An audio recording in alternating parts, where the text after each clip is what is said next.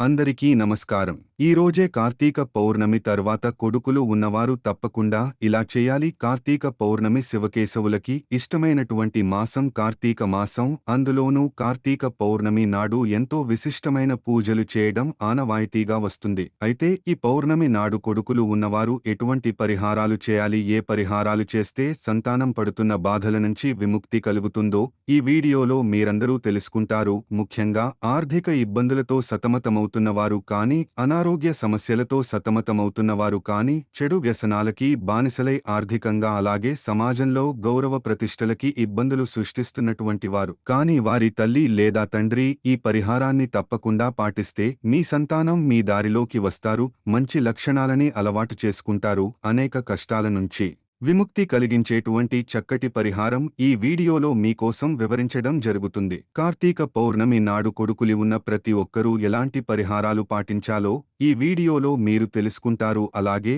ఈ కార్తీక పౌర్ణమి ఉన్నటువంటి విశిష్టత గురించి కూడా ఈ వీడియోలో తెలియచేయడం జరుగుతుంది. ఇప్పటివరకు మీరు మా ఛానల్ని సబ్స్క్రైబ్ చేసుకోకపోతే వెంటనే సబ్స్క్రైబ్ చేసుకోండి. సబ్స్క్రిప్షన్తో పాటు పక్కనే ఉన్న బెల్ ఐకాన్ని క్లిక్ చేయడం వల్ల మేము అప్లోడ్ చేసే ప్రతి వీడియో కూడా మీకు నోటిఫికేషన్ రూపంలో వస్తుంది. మీకు ఏమాత్రం ఆలస్యం చేయకుండా వీడియోలోకి వెళ్దాం. కార్తీక మాసంలో వచ్చే పౌర్ణమి హిందువులకి పరమ పవిత్రమైనటువంటి రోజు. ఇది మహాశివరాత్రితో సమానమైనటువంటి పుణ్య దినంగా వ్యవహరిస్తూ ఉంటారు. ఈ పౌర్ణమిని త్రిపుర పౌర్ణమి అని కూడా అంటూ ఉంటారు, లేక దేవ దీపావళి కూడా అంటారు. ఆశ్వాయుజమాసంలో అమావాస్య అంటే దీపావళి వెళ్లిన తరువాత నుంచే ఈ పరమ పవిత్రమైనటువంటి కార్తీక మాసం అనేది ప్రారంభమవుతుంది. ఆ రోజు నుంచి కూడా కార్తీక మాసం ముగిసే వరకు ప్రతిరోజు ధూప దీపాలతో పరమశివుని విష్ణువుని ఆరాధిస్తూ ఉంటారు. సాయంకాలం వేళ దీపాలు వెలిగించి సమారంభం చేస్తారు. ముఖ్యంగా కార్తీక సోమవారాలు, ద్వాదశలు, ఏకాదశి, కార్తీక పౌర్ణమి ఇలాంటి పర్వదినాల్లో విశేష పూజలు నిర్వహిస్తూ ఉంటారు. ఈ నెల అంతా కూడా కార్తీక మహాపురాణాన్ని పారాయణం చేస్తూ ఉంటారు. దేవాలయాల్లో అయితే కార్తీక పురాణ శ్రమను ఏర్పాటు చేస్తారు. మహాభారత కథనాన్ని బట్టి కార్తికేయుడు తారకాసురుని సంహరించిన రోజే కార్తీక పౌర్ణమిగా వ్యవహరిస్తారు. ప్రజల్ని నానా రకాలుగా హింసిస్తున్న తారకాసురుడు ఇక లేడు అన్న ఆనందంతో దీపాలు వెలిగించి సంబరం చేసుకున్నారని చరిత్ర చెబుతోంది. 1000 రాక్షసుల పాలన అంతరించిన శుభ సందర్భంగా మహాశివుడు తాండవం చేశాడని పురాణాలు చెబుతున్నాయి. ఈ కార్తీక పౌర్ణమి నాడు వాటి శివుడికి ఇటు విష్ణుమూర్తికి కూడా ప్రత్యేక పూజలు చేస్తారు. ఈ రోజున దీపం వెలిగిస్తే చాలు మనం తెలిసి తెలియక చేసినటువంటి అనేక పాపాలు హరించుకుపోతాయి అంటారు. కార్తీక సోమవారాల్లో కార్తీక పౌర్ణమి రోజున ప్రత్యేకంగా రుద్రాభిషేకం చేస్తే పుణ్యఫలం కలుగుతుంది. అలాగే కార్తీక పౌర్ణమి నాడు సత్యనారాయణ వ్రతం చేసుకోవడం కూడా చాలా శ్రేష్టంగా చెప్తారు. ప్రధానంగా తెల్లవారుజాముని సముద్రంలో కానీ నదిలో కానీ స్నానం చేయటం శుభప్రదంగా అనారోగ్య సమస్యలన్నీ దూరం చేసేటువంటి ఒక సత్కార్యంగా చెప్తారు. నదిలో స్నానం చేసే అవకాశాలు లేనివారు ఉదయాన్నే లేచి స్నాన జపాలు ముగించి ఆలయానికి వెళ్లి ఆ పరమశివుని దర్శించుకోవాలి.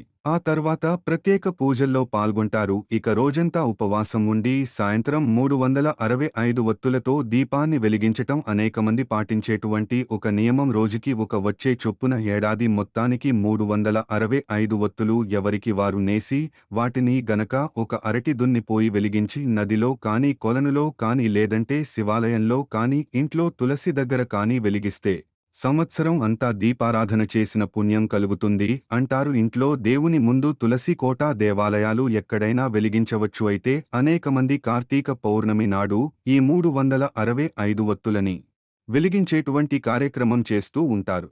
ఇది మన దేశంలో ప్రతి ఒక్క హిందువు పాటించేటువంటి గొప్ప ధర్మమని చెప్పొచ్చు. ఎవరైతే కార్తీక మాసంలో దిగుపతి పారాధన చేసి, నది స్నానం చేసి, ఉపవాసాలు చేసి, పరమశివుడికి అభిషేకాలు చేసి ఈ దీపాలు వెలిగిస్తారు, వారికి సకల పాపాలు తొలగిపోతాయని చెప్పారు.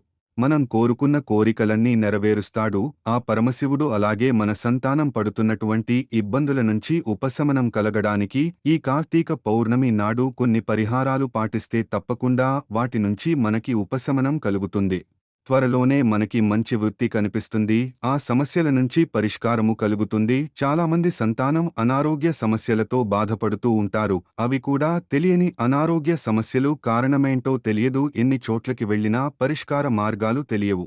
ఇలాంటి వాటి అన్నింటి నుంచి కూడా భగవంతుని ఆశీర్వాదం, ముఖ్యంగా ఆ పరమశివుని ఆశీర్వాదం ఉంటే తప్పకుండా కలుగుతుంది. అంతుచిక్కని అనారోగ్య సమస్యలు, మానసిక సమస్యలు, చెడుగాలుల ప్రభావం, ఆర్థిక ఇబ్బందులు, చదువు సరిగా చదవకపోవటం, సరైన ఉద్యోగం రాకపోవటం, మీ సంతానానికి పెళ్లి నిశ్చయం కాకపోవటం, ఒకవేళ పెళ్లైన సంతానం కలకపోవటం, ఇలాంటి సమస్యలతో ఎవరి సంతానమైతే బాధపడుతూ ఉంటారో అలాంటి వారి తల్లి కానీ, తండ్రి కానీ, లేదంటే ఇంట్లో ఉండే వదిన వరుస అయ్యే వాళ్ళు కానీ, అమ్మమ్మలు, నానమ్మలు కానీ, భార్య వరుస అయ్యే వాళ్ళు, సోదరి ఎవరైనా కానీ పరిహారాన్ని చేయొచ్చు. ఈ పరిహారాలు చేయటం వల్ల మీ సంతానంలో మంచి మార్పు అనేది ఖచ్చితంగా వస్తుంది. ఈ కార్తీక పౌర్ణమి నాడు ఉదయాన్నే నిద్ర లేచి, మీరు అలాగే ఎవరికోసమైతే ఈ పరిహారం చేస్తున్నారు వారు కూడా ఇద్దరు సూర్యోదయం కంటే ముందే నిద్రలేచి దగ్గరలో ఉన్నటువంటి నదికి వెళ్లి నదీ స్నానం ఆచరించాలి. నది లేదా చెరువులో, కరుణులు లాంటి ప్రాంతాలు కాకపోయినా సముద్ర తీరాలు లేదంటే ఇంట్లోనైనా సరే గంగాజలం తెప్పించుకుని వాటిని కొంచెం మనం స్నానం చేసేటువంటి నీటిలో కలుపుకొని అది స్నానం చేసినట్టుగా ఆ బకెట్లో ఆ గంగ జలాన్ని కలుపుకుని స్నానం ఆచరించొచ్చు. ఆ తర్వాత సూర్య భగవానునికి నమస్కారం చేసుకుని దగ్గరలో ఉన్న దేవాలయానికి వెళ్లి పరమశివుని పూజించండి. ఇక సాయంత్రం 3, 6, 5 ఒత్తులు వెలిగించిన తర్వాత ఇంటికి వచ్చేసిన తర్వాత మీ సంతానాన్ని సింహద్వారం దగ్గర ఉంచి ఉత్తరేణి చెట్టు యొక్క వేరుతో సహా దిష్టి తీయండి. ఇది పౌర్ణమి నాడు గనుక చేస్తే తప్పకుండా చెడుగానుల ప్రభావం అంతా కూడా తొలగిపోతుంది. కుడి నుంచి ఎడమకి, ఎడమ నుంచి కుడికి సాధారణంగా దిష్టి ఎలా అయితే తీస్తామో కోడిగుడ్డు, ఎండుమిరపలతో అలాగే చేయండి. ఉత్తరేణి చెట్టుని వేర్లతో సహా పెకలించి దానిని దిష్టి తీయండి. దిష్టి తీసినటువంటి ఈ ఉత్తరేణి నిర్మానుష ప్రదేశంలో తీసుకువెళ్లి పడేయండి.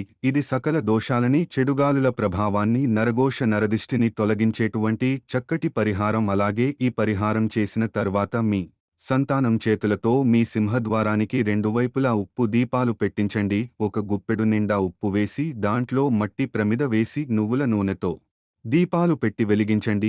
ఇలా ఉప్పు దీపాలు వెలిగిస్తే లక్ష్మీదేవిని ఇంట్లోకి ఆహ్వానించినట్టు అవుతుంది. దీపం పరబ్రహ్మ స్వరూపం అంటారు. అలాగే మన ఇంట్లో ఉన్నటువంటి నెగిటివ్ ఎనర్జీ ఎంత తొలగిపోతుంది. ఈ పౌర్ణమి నాడు ఈ ఉపాధి పాలు వెలిగించటం, ఉత్తరేణి మొక్కని వేర్లతో సహా పెకలించి దానిని మీ కుమారుడికి దిష్టి తీయడం కారణంగా మీకు మంచి శుభాలు తప్పక కలుగుతాయి. ఈ పరిహారాన్ని ఈ కార్తీక పౌర్ణమి నాడు కొడుకులు ఉన్న ప్రతి ఒక్కరూ పాటించండి. తప్పకుండా మేలు కలుగుతుంది. ఎంతమంది సంతానం ఉన్నా పరవాలేదు.